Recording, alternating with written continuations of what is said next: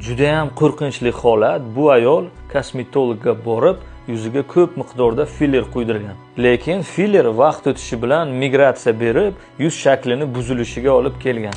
Shunga o'xshash kosmetologga borib, afsuslanib yurgan juda ham ko'p ayollar meni konsultatsiyalarimga ham kelishadi.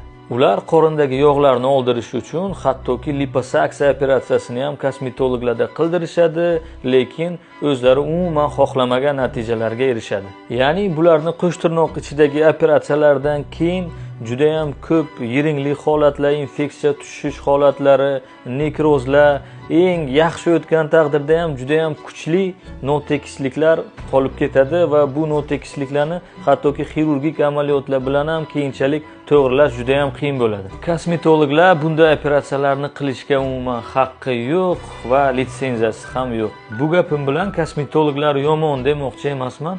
O'zini ishini bilib, juda ham yaxshi bajarib yurgan kosmetologlar ham bor. Aytmoqchi bo'lgan gapim, kosmetologga faqat kosmetologik muolajalar uchun boring. Qorindagi yog'larni oldirish, yuz torttirish, shunga o'xshash operatsiyalarga esa albatta plastik jarrohga, ishonchli mutaxassisga murojaat qiling. Bu videoni yaqinlaringizga jo'natib qo'ying. Ular ham bundan ogoh bo'lishsin.